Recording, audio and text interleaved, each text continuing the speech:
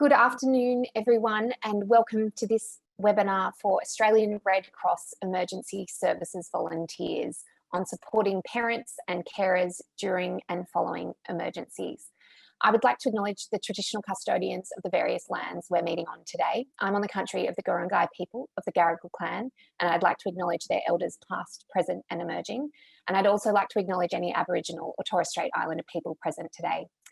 My name is Melissa Morgan. I work in the National Emergency Services team for Australian Red Cross.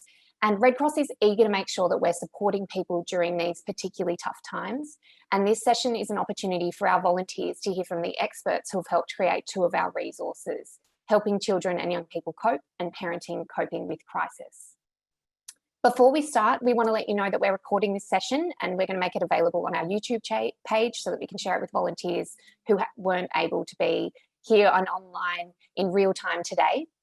The first thing we're going to do to kick off the session is that we're going to ask you a question, which is, how confident do you feel supporting parents and carers during or after an emergency?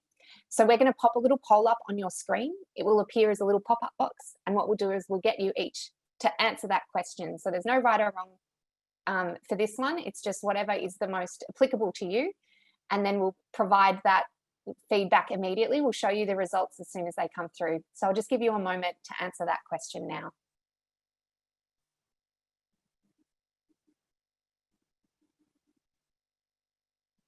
Answers are still coming in, so I'll just give it another moment.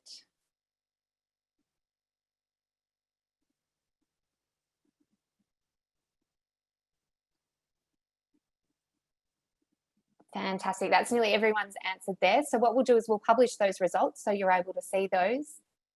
So you can see that a lot of people are somewhat confident, but there's a bit of variation. So it'll be interesting to see. We'll ask you that same question at the end of the session. It'll be interesting to see how that has moved along. So today, what we are doing is that we're going to hear a lot about how to best support parents and carers of young children. And we will have time for questions at the end. And what we will do is we'll get you to pop your questions into the chat function at the bottom of your Zoom page. So just pop those in there and we'll post those to the panelists at the end of the session. As with all technology and everything in 2020, please do bear with us if there are any glitches. We'll do our best to get the show back on track if there are any problems. So today we're looking at how Red Cross volunteers can have supportive conversations with parents and carers. We know that they're a particularly vulnerable group both during and after disasters. So we'll be exploring the research and the trends, as well as practical tips that parents and carers can use to support the children and young people in their lives.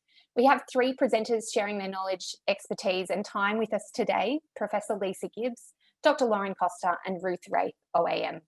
So Professor Lisa Gibbs is the Director of Child and Community Wellbeing Unit at the University of Melbourne and the Community Resilience Lead at the Centre for Disaster Management and Public Safety. Dr. Kosta is a lecturer in social work and part of the Trauma Recovery and Resilience Research Program at the University of Melbourne, and her research is focused primarily on the experience of parenting after a disaster when a child has been hospitalised. And last but not least, Ruth Wraith, OAM, is the former head child psychotherapist at the Royal Children's Hospital. She's now retired, and Ruth has been an on-the-ground service provider and consultant to organisations in the disaster context since the Ash Wednesday bushfires.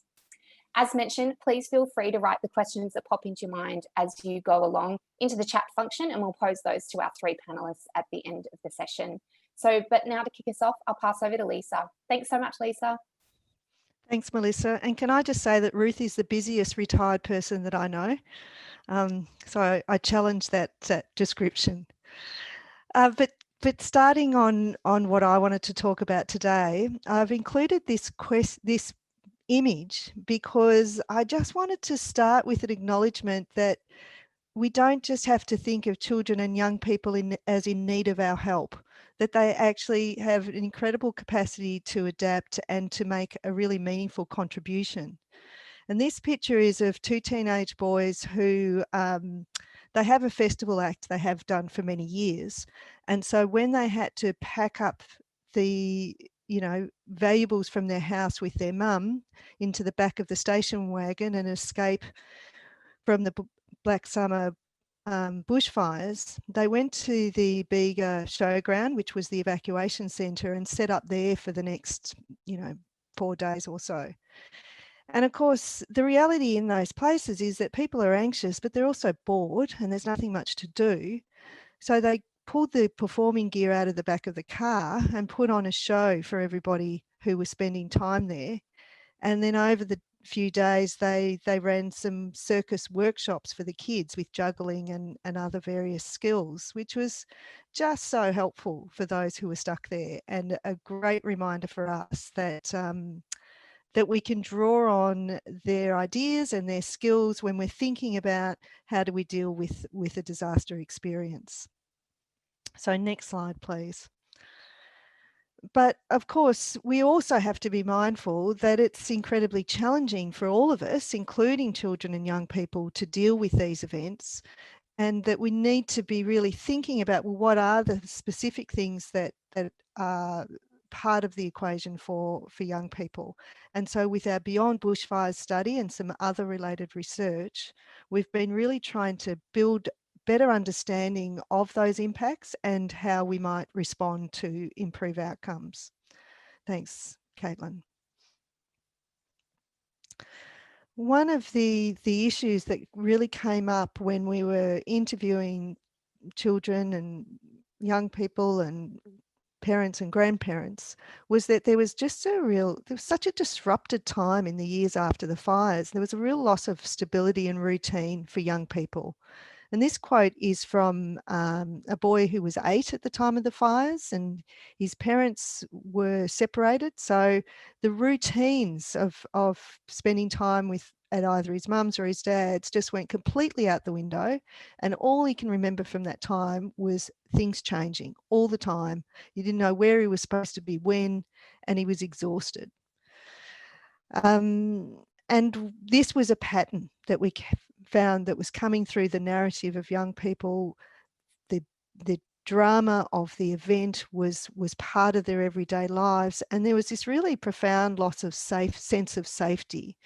When a child discovers that their parent can't keep them safe, that can be devastating.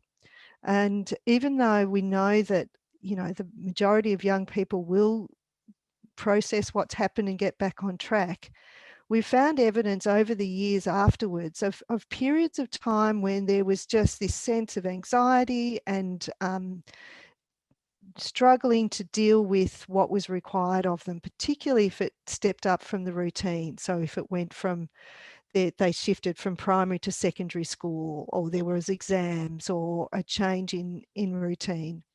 And this was coming through for all age groups over the years, and often not necessarily connected to the original trauma event.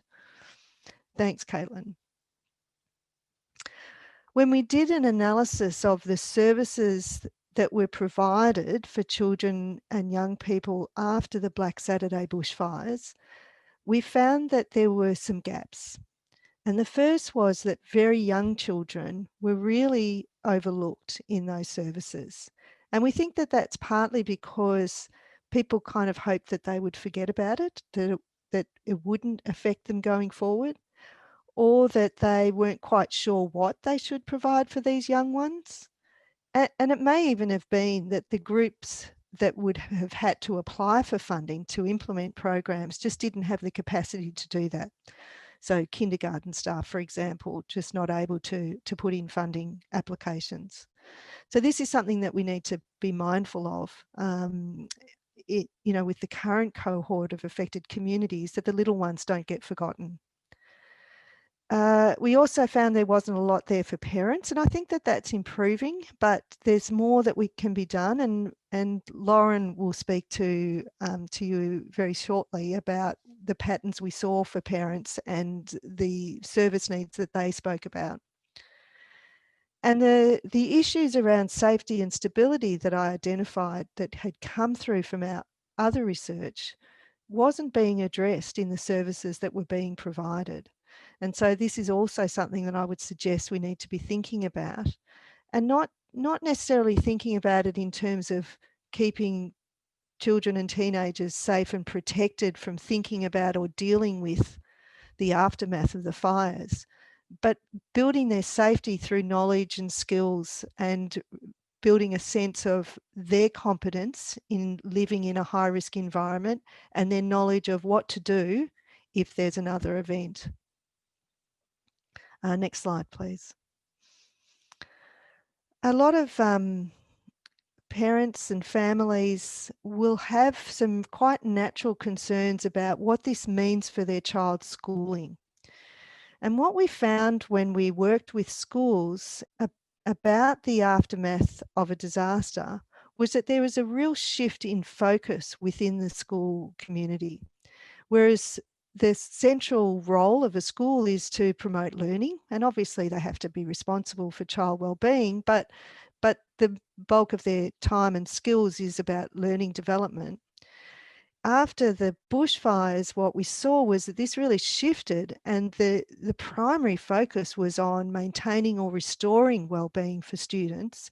And they just kind of hoped that learning was happening around the edges, if you like, because children were distressed, their capacity to concentrate was undermined, and the classroom dynamics really shifted. And of course, there's extra demands on teachers as well, and they are personally affected by the disaster, but also there's vicarious trauma for the support that they're giving to students and families. And we actually found that the boundaries of what was expected of them really expanded. So whereas they were sort of, their teaching responsibilities was typically around supporting child learning in the school environment, they were really providing a far greater level of support for the family as a whole, and also for children's mental health and wellbeing needs beyond their learning capacity. Thanks, Caitlin. When we had a look about what were the realities for the kids in terms of their ongoing academic outcomes, we followed a particular cohort of students after the Black Saturday bushfires that began school the year before the fires. So they began on an equal footing across the state of Victoria. And the fires happened at the beginning of grade 1. And then we followed them throughout their schooling. And we found that as they progressed through primary school, they weren't progressing as expected in reading and maths in our high impacted bushfire schools. And this is looking at where we would expect them to develop their learning and in comparison to their peers. And while they got back on track with their learning progression, there was a lag in terms of their academic outcomes. So there was a fundamental impact across all of their subjects, so that what we saw was a pattern through their secondary years of being behind in all of their subjects. Now, this isn't all the students, of course, but this is a pattern that was clearly evident for students from those bushfire affected schools. And the matter of particular concern for those of you who are based in Victoria is that the students who began prep and grade 1 at the time of the Black Saturday bushfires are our current year 11 and 12 students. So they began their schooling with bushfires, and they're ending their schooling with bushfires and pandemic impacts. Thanks, Caitlin. And of course, as we are all aware, there are multiple exposures for these students, for all of our students in schools this year. And we have to take that into account. Now, there's not a lot of evidence yet about the impacts of school closures and the pandemic experience, or the impacts of exposure to overlapping disasters. But there is a bit out there that we can draw on, and it's not so surprising. We find that typically students will be able to adapt, but it does vary depending on age and stage. We know that those students who had pre-existing mental health issues are likely to be at greater risk of having a poor experience during this year. And that risk is elevated if they've also been exposed to trauma and disruption within their family or their community. So obviously, that would be particularly relevant for our families that have experienced natural disaster. It will be influenced by the student capacity, so their capacity for independent learning and their social connections with their peers. It will be also influenced by what's happening in the home context. So if they've got access to the internet that's reliable, if they've got reasonable equipment for learning, if their parents are able to support them in their learning in a positive way. And of course, if their teacher has been able to adapt to the online learning environment. All of those things will make a difference. Thanks, Caitlin. The encouraging thing is that we do know that programs to support psychosocial recovery delivered in the school can make a positive difference. This is just one example of a review of a whole range of programs that have been delivered. And so really it's about thinking about what is needed for a particular school community and what program is likely to support the best outcomes. And we've worked with the Department of Education and Training here in Victoria to develop an appraisal tool to help school leaders choose the program that will meet their needs as a school community. And I can include the link in the chat function if people would like to have a look at that and share that with local school communities. But I'll leave it there because I know Ruth has a lot of amazing things to tell you about how to support children and families, and that Lauren has some really amazing insights about the parenting experience. So back to you, Melissa. Thanks. Thank you so much, Lisa. Always so interesting to hear about that research. We're now going to move on to Dr. Lauren Kosta, who's going to present to us on the experience of parenting post-disaster. Thanks so much, Lauren. Thanks, Melissa. I'm so pleased to have this chance to speak with you all today. As Melissa said, I come to this as a social worker and primarily now a researcher like Lisa. But the heart of the parenting coping with crisis resource that I'm really speaking to today comes from in-depth interviews I did with parents who went through the Black Saturday bushfires here in Victoria. And they talked to me about their experiences of parenting over the years since the fires, what it was like, what was challenging, what helped. So I'd like to acknowledge them for letting me into those incredibly personal parts of their lives. But among their reasons for doing that was the hope that what they shared could help other parents. And that's why I'm really so grateful to the Red Cross and to all of you for coming along so that I can then share that with you. And hopefully you'll find it useful in being able to support other families after disasters as well. So what I thought I'd do today is briefly paint a bit of a picture for you as to what it can be like for parents, and then start tying that into things that can help. I'm also mindful that I'm talking about being in a context of working with families post-disaster, but of course, many of you may have had your own experiences, and that might add another layer to this for you. So I wanted to begin with recognizing that too. It might mean that today's conversation resonates very strongly with you, or it may well be a different perspective to your own, because diversity of experience is something I certainly noted as well. Next slide, please, Caitlin. So one thing we know is that parenting itself can feel very different after disaster. And first, because of the amount of disruption that Lisa was talking about, the change on physical and emotional levels can essentially mean we're losing what is normal for us and our families. Parents can find themselves facing new situations, ones they may never have expected to face. Or they might find that those typical, usual challenges of parenting now feel much harder or amplified. Sometimes that's about what their children are going through, because in response to stress, loss, and trauma, children often behave or communicate in ways that are different to what their parents were used to from their child. Sometimes that's about their own experience of grappling with trauma and loss, or their partners and how that affects their shared parenting.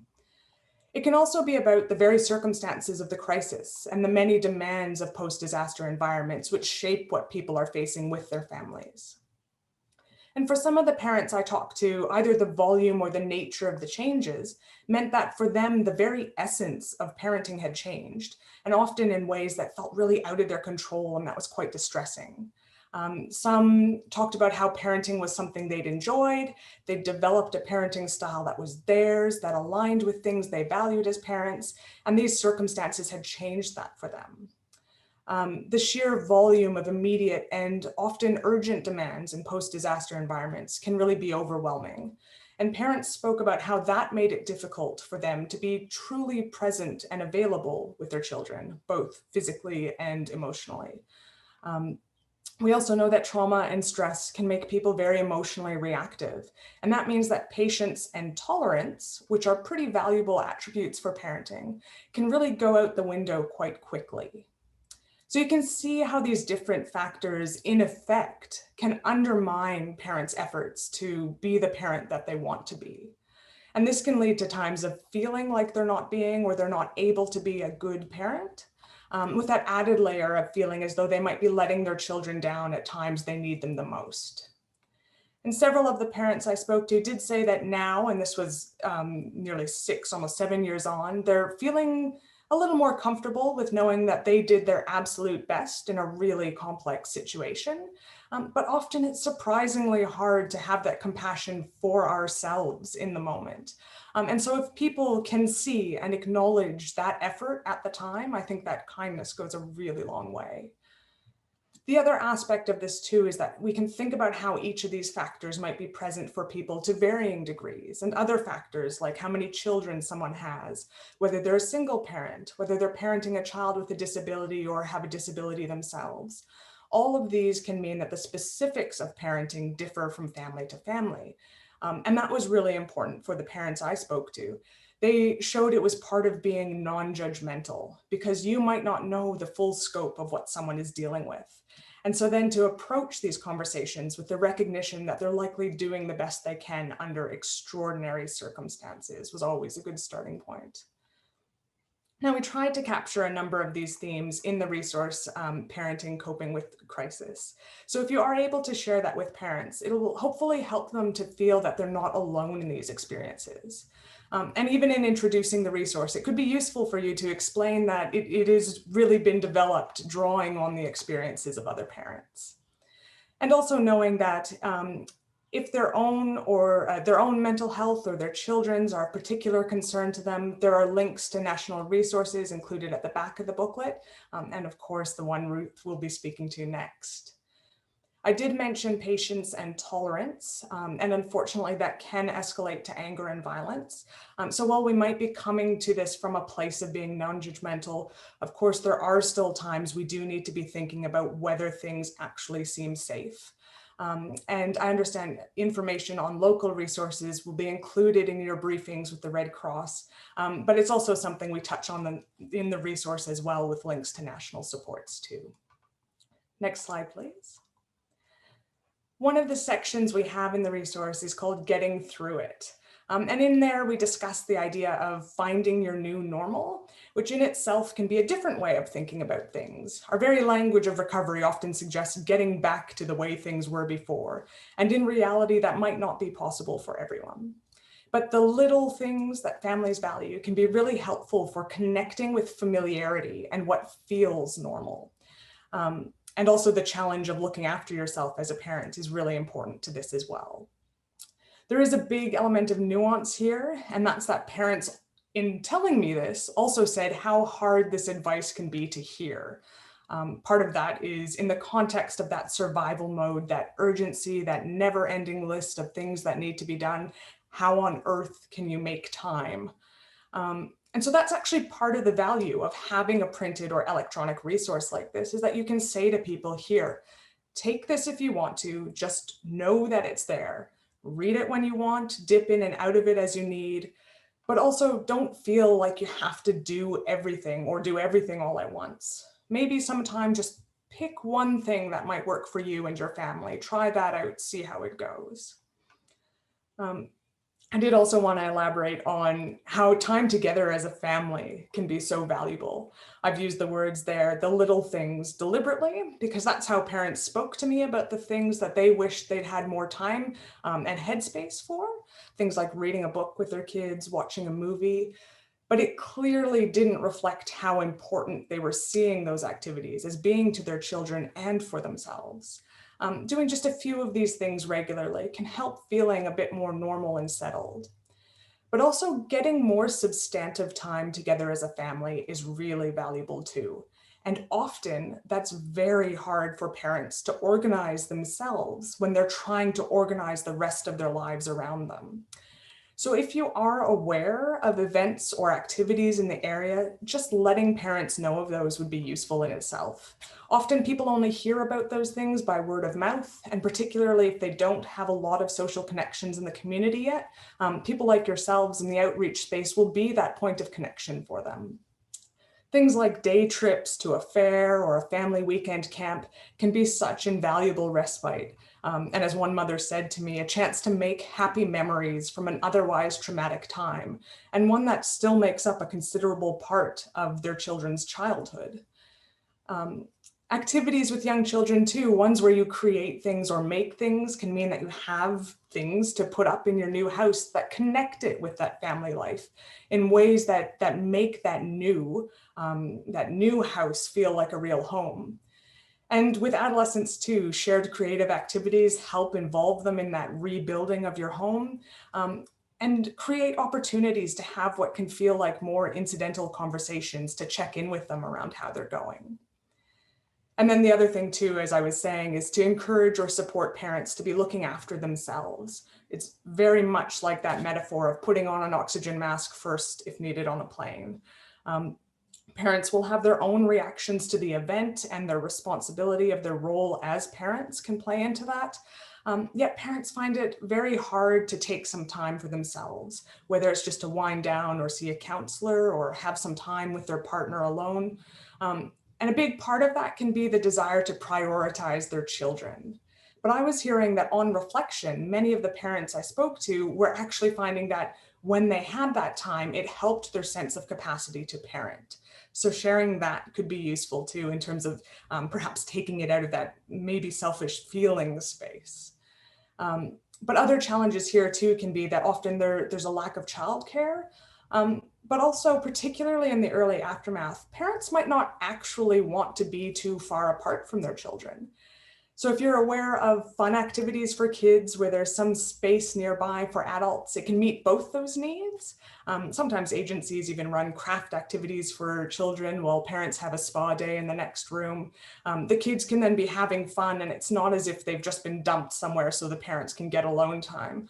And parents can be near enough to feel relaxed as well.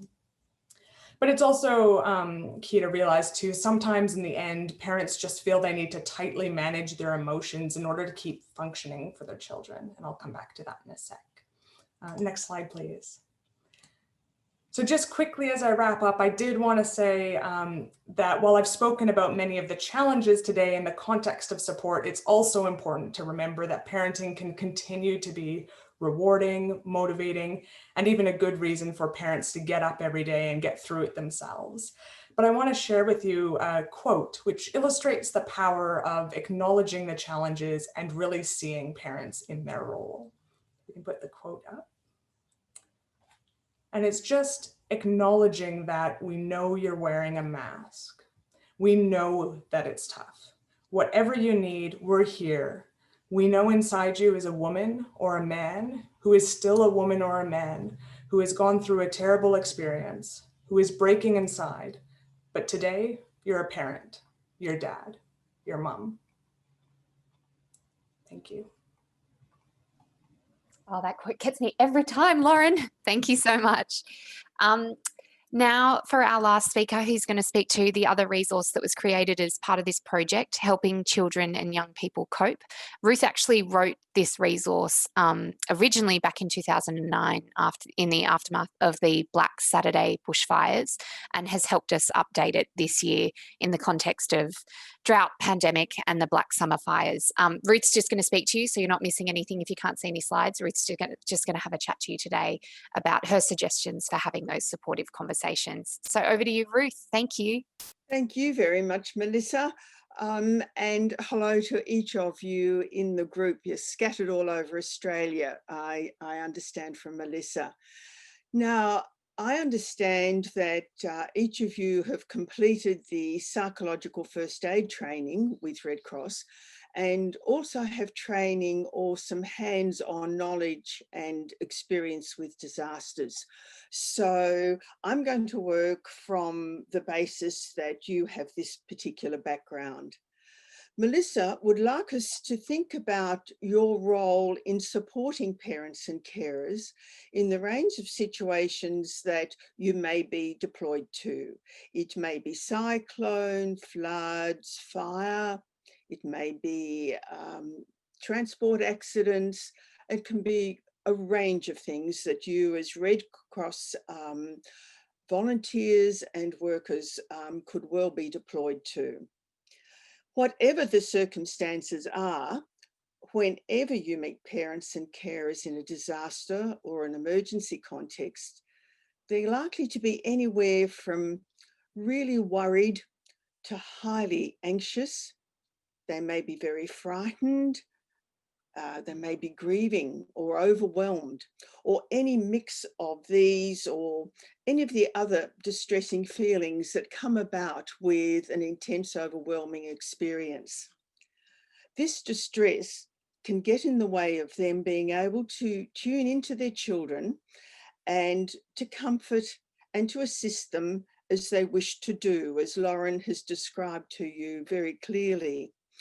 And they won't be able to meet their children psychologically, emotionally, in the way that the children need them to do so.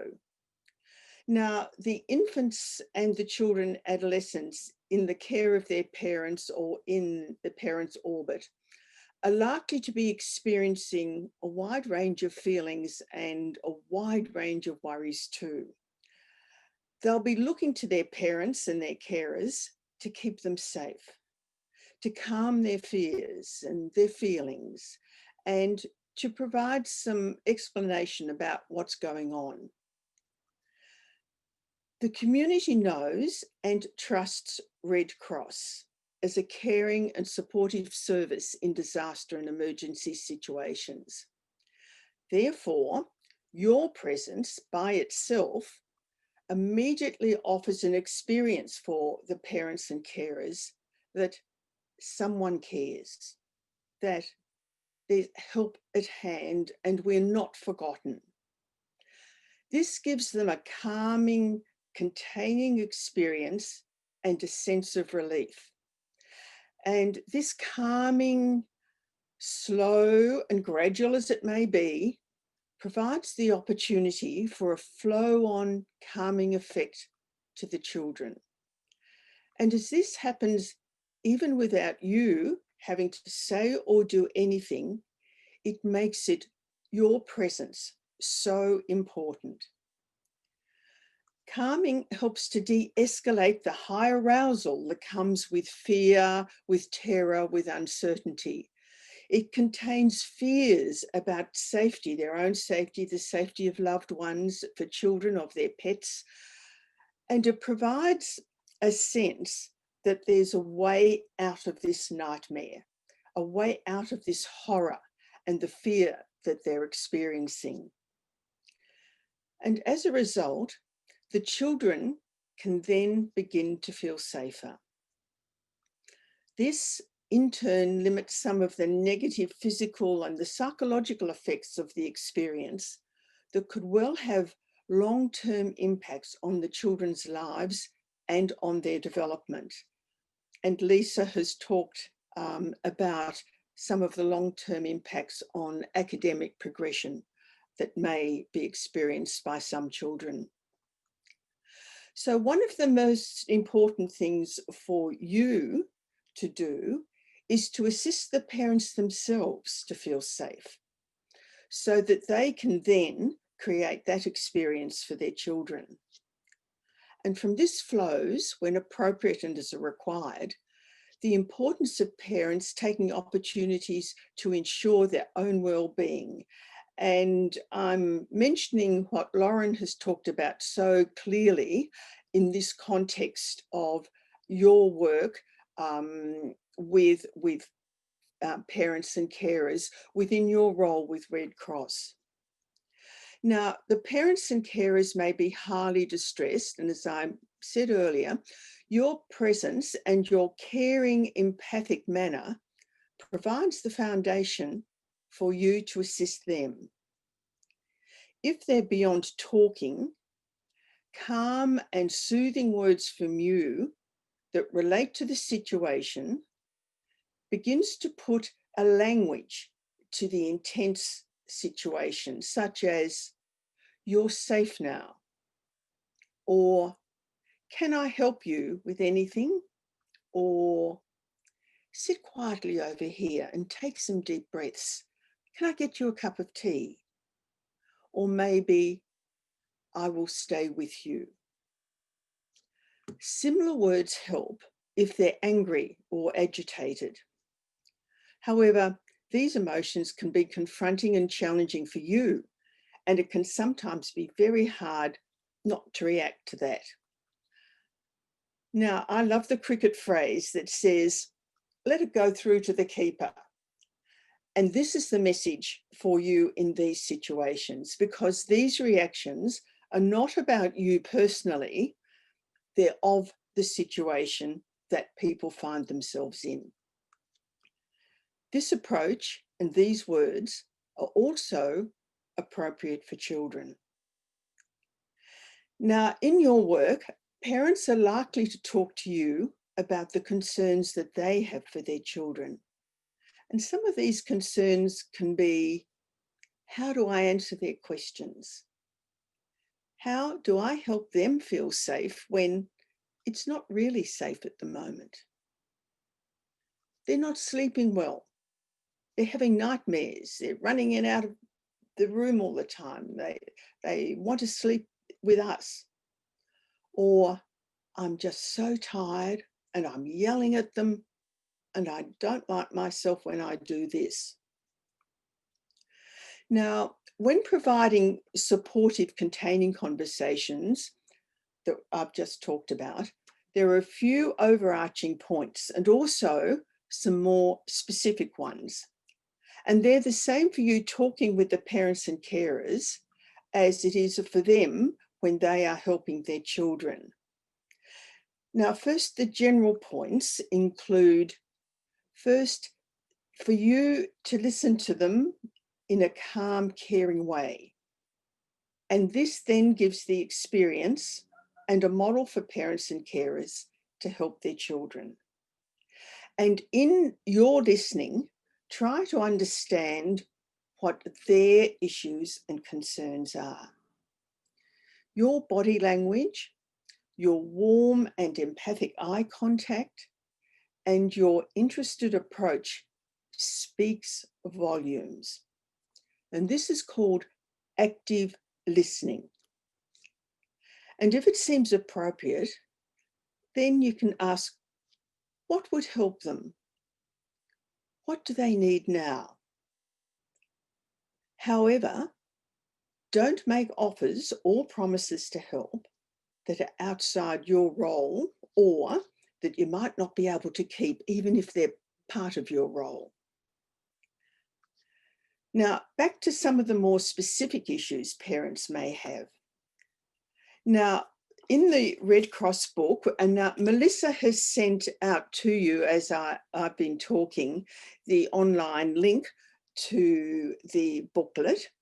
So you have available to you as a resource the online link or the Red Cross book.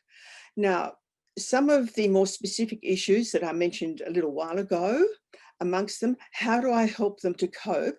You'll find in the little booklet on page 29, if I can find it. Yes, here we are. Very clearly in the booklet. And similarly, how do I answer their questions?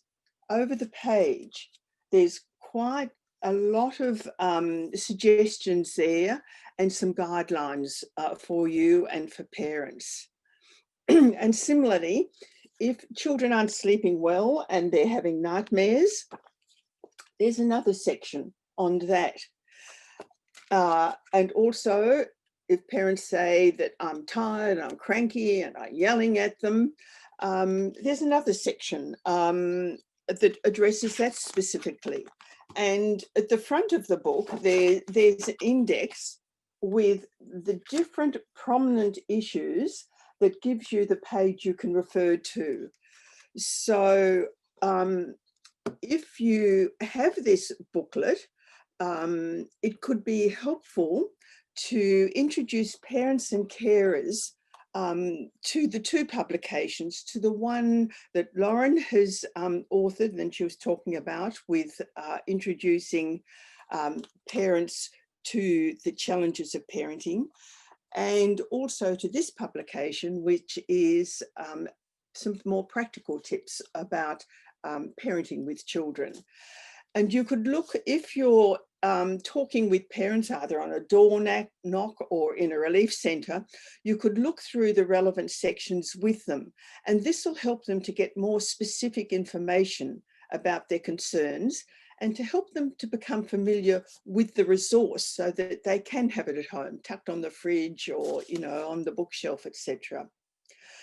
It'd strengthen your work with the parents and carers if, in fact, you refresh yourselves with a reread before you go out to provide a door knock or to give support at a memorial, for example. And above all, it's important that the parents and carers experience that they've been taken seriously, that somebody has connected with what's happening for them, what's worrying them, has understood what help they need, and that you have been able to listen to them with respect, with warmth and compassion, and that they have found a way forward, even if it's only a small way, but that will have helped to break that tight barrier, as we in Victoria have experienced a ring of steel when we weren't able to move too many kilometres from home. But just even one or two small steps forward just help to open up the process leading towards recovery. And in all the years, the decades I've worked with Red Cross, this is where you as Red Cross volunteers shine. So I'm going to finish on that note and just extend to you the warmest wishes as you do proceed with your work. Thanks, Melissa. I'll hand back to you now. Wonderful. Thank you so much, Ruth.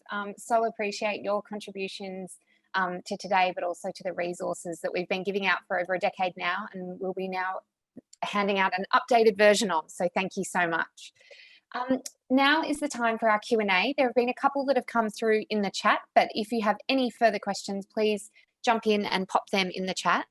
We also got people to register their questions when they were registering to attend the webinar, so we might kick off with a couple of those questions. The first question that we have for today is, what strategies would you recommend for gently guiding people away from hopelessness towards hope? And I might actually start with you, Ruth, from the psychology perspective. Thank you. Yes, well, I think possibly, Melissa, where I finished up then, if people can have just an idea that there is a way forward, that the situation that they're in at the moment has little avenues of possibility to move forward, and if, depending where people are at and their distress and the external environment, but if they can find a way that they can actually themselves do something to help the situation along, it starts to build the sense of confidence that, yes, I think I might be able to find my way through this, that I'm not going to be helpless and it's not going to be hopeless forever. But that little chink, that opportunity needs to be within the capacity for the person to have a good response back, a good cycle, yes, and not find themselves overwhelmed and they can't, it's hopeless, it's too much, everything's never going to work out again. It has to be a positive, successful little step forward. And it's from little things that big things grow. Beautiful. Thank you, Ruth. Lisa, I might go to you next. Did you have anything you wanted to add around that? Yes, absolutely. So our research has shown that social contacts make a big difference.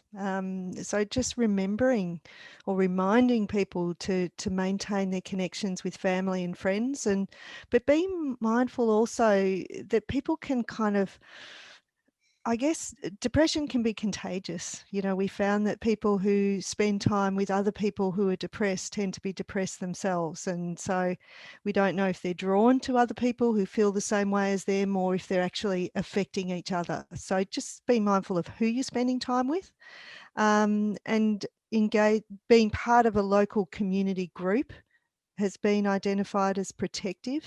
So we recommend people connect with their local groups, and that might be the netball club or it might be an art group or whatever.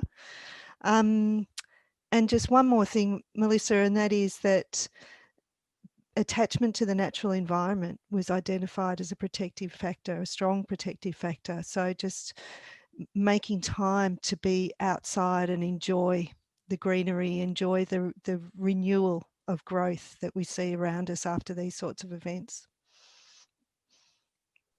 Fantastic. Thanks, Lisa. And yeah, really reminding people to get out and enjoy the nature, which is why they're living where they're living oftentimes.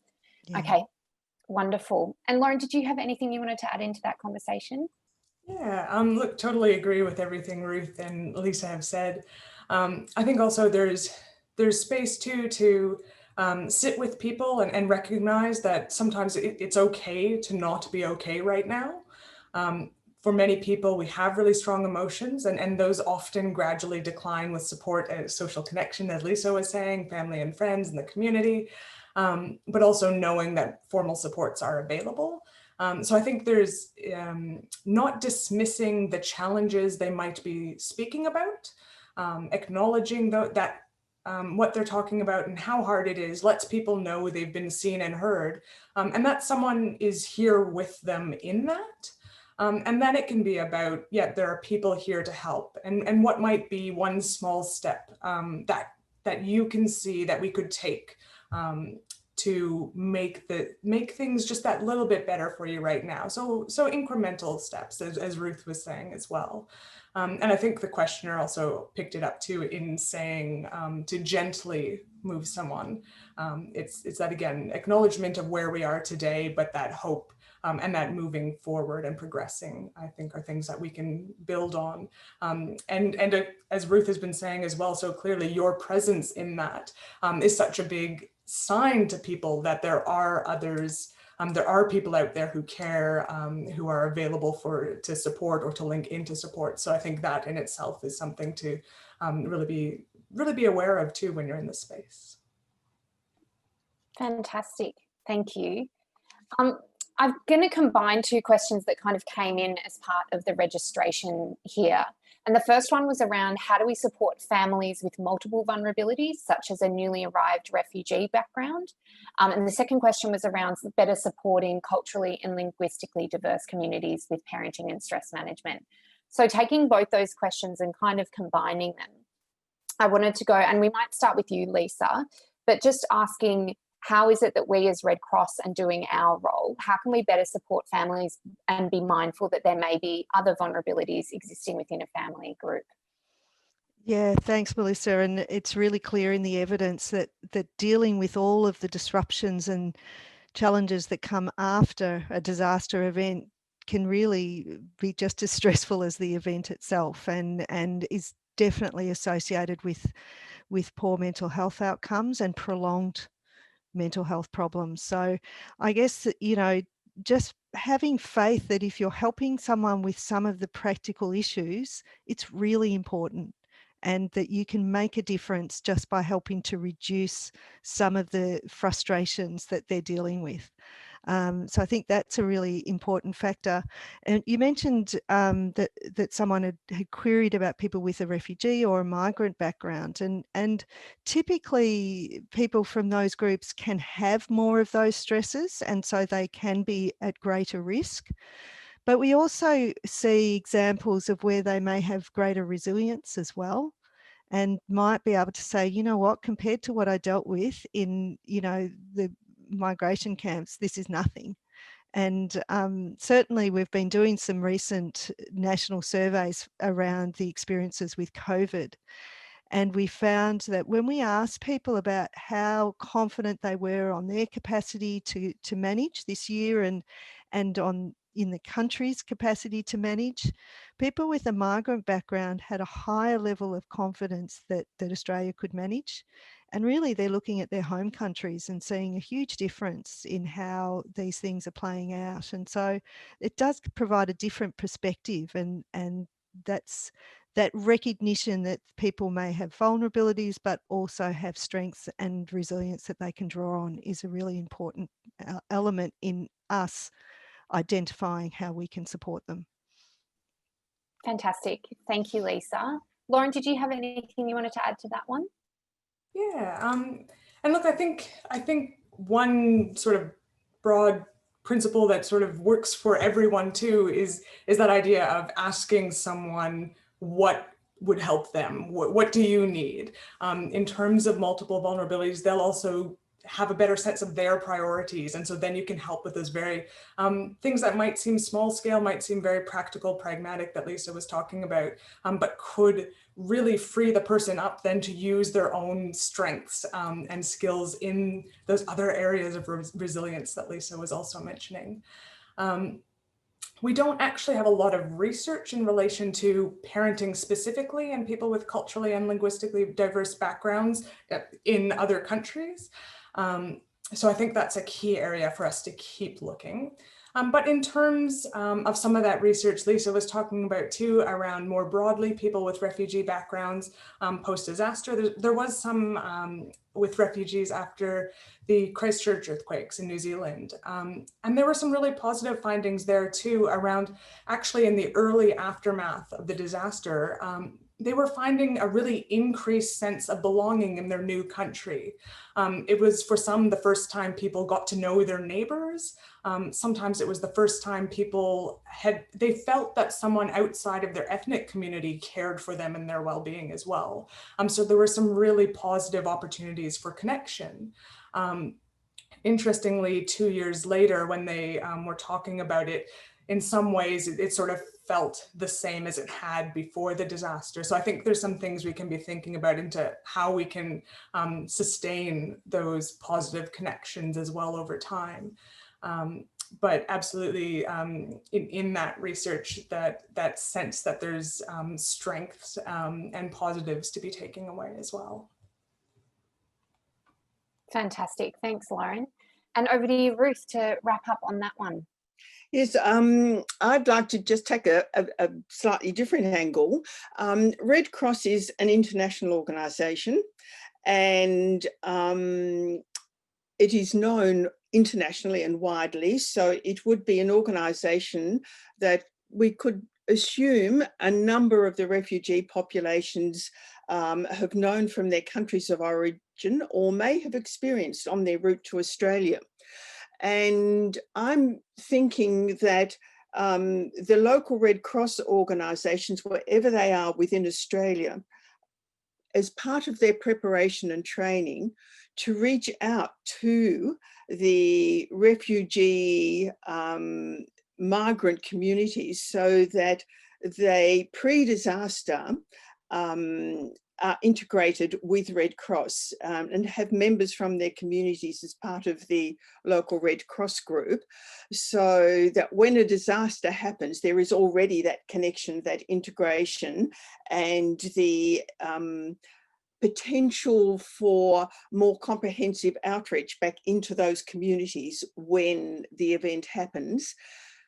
Okay, so that's one approach. And then the next one, when the disaster actually has happened and Red Cross is fulfilling its various roles and functions, part of the initial approach would be, I would think, to reach out to the leaders of the refugee migrant communities and work together with them as a team. So what we were talking about asking parents and carers, what do they need? What's the best way to help them? Expand that approach to those communities as well, so that the communities can then tell you what they need and how to provide the services in a culturally synchronized and respectful way. So it's a slightly different way of answering the question, but again, it's about listening and responding. Yeah, absolutely, and establishing those relationships. Yes, yes. Ideally in advance. No, absolutely, Ruth, it makes perfect sense. Thank you. And someone just put in the chat as well that the importance of recognizing the increased distress that might come from prior life circumstances, such as caring for someone with a disability or illness or dementia or bereavement, but that people can also draw on those strengths that have helped them cope before, and encouraging people to draw on their previous coping mechanisms and how important and we also need to remember with our refugee communities, by and large, they're fleeing from social disruption, possibly from experiencing personal violation or witnessing violation of family members, of enormous grief and loss across all parameters. And for some people, those deep, painful experiences can actually be reignited and brought to the surface, and then can undermine the sense of safety and trust that they're beginning to build being here in Australia. So we've got everything on the spectrum, from feeling safer here to actually feeling as if they're back where they had tried to flee from. Yeah, absolutely. In between. Can I jump in on that? That yes, just Lisa. reminded me that a number of years ago, we used a really useful conceptual framework that Ager and Strang developed, and they developed it to represent how you provide support to families with a refugee and migrant background when they're settling in a new country. And we had a look at it and thought, this is actually really relevant for thinking about what sort of things do you need to think about in supporting children and young people after disasters, because the process of being an asylum seeker is, as Ruth was pointing out, there's so many parallels to the disaster experience in terms of loss and disruption and so on. And the usefulness of this framework was in saying, you can't just try and fix it in the home or in the school. There's many different domains you need to be thinking about, and that's a really helpful mechanism for engaging in discussions with families, but also in recovery planning. And so when I spoke earlier about what were the gaps in terms of what recovery services were delivered, we actually looked at how the services were delivered against that framework, so that we could share that with people if they felt that that was of interest. Yep, someone's already requested it in the chat, Lisa, so I will get that link from you if that's okay, please. No worries. Yep. Thank you. I'll dig around while you're talking. Fantastic. Thank you so much. But one question I thought is, and we might just get a quick answer on this because of the time, but one question I know I've been asked quite a few times when doing outreach is around how to talk to children about the big topics. It's something that parents are really concerned with, and I know that it's covered in the resource, but I just thought, Ruth, it was a really good one to arm our volunteers with some knowledge around that, which is, the climate change or bushfires that are projected and shown as being quite catastrophic in the way they're displayed in the media, or the pandemic. How should our volunteers encourage parents and carers to broach those kinds of big subjects? Right, within about 60 minutes, I'll come back to the theme that's been running through for us for the last hour, and that is actually to listen to the child. What is it they want to know? What is it that is worrying them? What is their level of understanding of what has happened to them and what's worrying them, and their understanding? And then respond when you've got that sense of that, respond to their questions, to their current understanding, to identify any misperceptions that they may have and correct those, and any gaps that they have in the information that is important, but only give the information and respond according to what they want and what they need to satisfy their questions and fulfill their understanding, and don't over provide information, detail, long explanations that they may not be able to absorb, and be very careful that you're not transferring your own anxiety and your own worries onto the child, but you really are responding to the child and providing that calm, safe environment in your response. And then allow times afterwards, keep your ears and eyes open to how they absorbing what you have given them in the way of answers and knowledge, and be prepared to follow up with little drips of information that might help them along the way. That's not all over and done with in one sentence or paragraph. Yeah, that's really helpful, Ruth. Thank you. So it's good. It looks like we've built confidence a little bit, but what we'll do is we'll share the link to this session so that people can review it, listen to it again, and obviously we've shared those links to the resources. We'll share those in a follow-up email. I would like, Caitlin, if you could just pause the polling there. We might just play this. You can see people have moved up a little bit, which is fantastic. But it's obviously a really complex area. And so we just want to say thank you so much to each of the presenters for their time and expertise and helping us to do our jobs as Red Cross better. So thank you so much to Lauren, Lisa and Ruth for their time today and all throughout the course of this year. You can see how lucky I've been with my role getting to speak to the three of them all year. And we'd like to say a big thank you to you, our volunteers, for tuning in today. We know how busy a year it's been for our Red Cross workforce. So we just want to say a very big thank you for taking the time to come and learn more and hone your craft a little bit more at this very busy and stressful time. So thank you all for attending. Have a lovely afternoon and we'll see you again soon. Thanks so much.